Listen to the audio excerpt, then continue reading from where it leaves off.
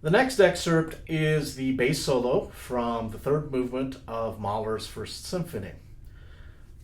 60 beats per minute, that's the tempo that I'm going to recommend to you, and that's mainly because it splits the difference between the recommended tempos. Again, pick a tempo that is comfortable for you. In this case, unlike the Mozart excerpt, usually the comfortable tempos are the faster tempos.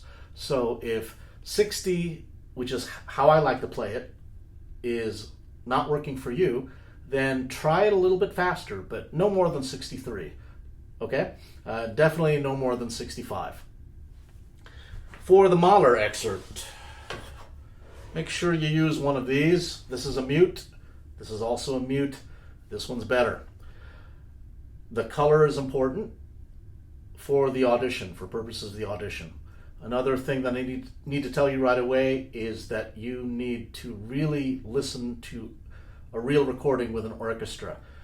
If you don't want to do that, let me just tell you what you're going to learn if you hear the recording with the orchestra. It's right at the beginning of a movement 3, so it's not hard to find at all.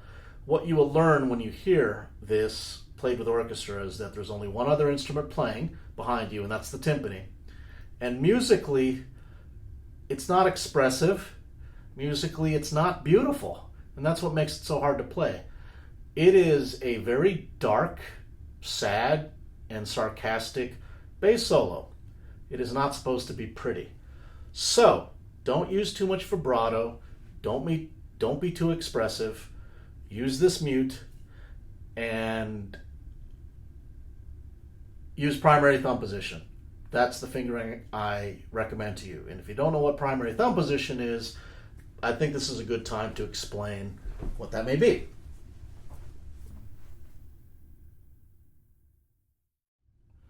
Primary thumb position is an old school term for having your thumb over the harmonic G and D and A and E on the bass. It divides the strings of the bass exactly in half.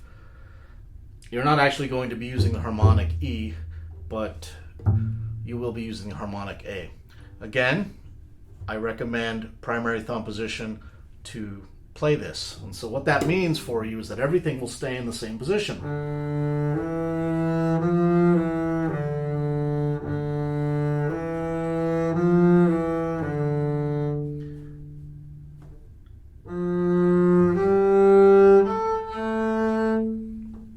So it makes it very, very secure.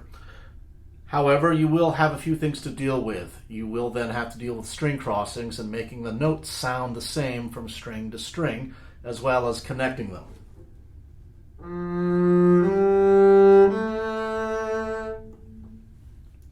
Another thing that I need to point out is the dotted 8th 16th.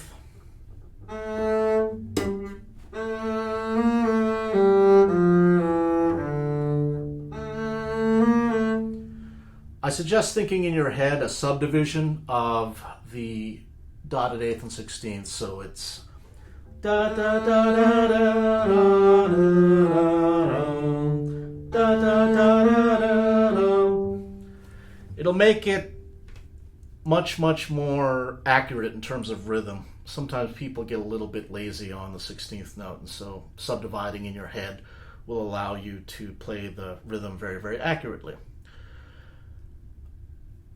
I know some of you are thinking about doing, for the very, very end of the solo, the octave A's.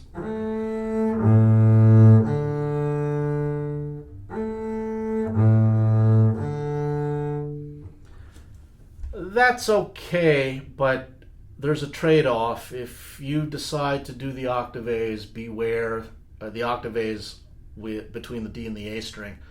Using just harmonics, beware that you will be a slave to those harmonics. And so if your A here sounds different from the A here, you're in trouble. So that's why I recommend just doing the octaves this way.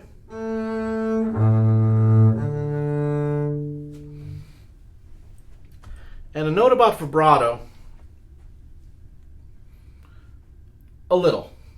You don't need to be molto espressivo, as I'd mentioned before.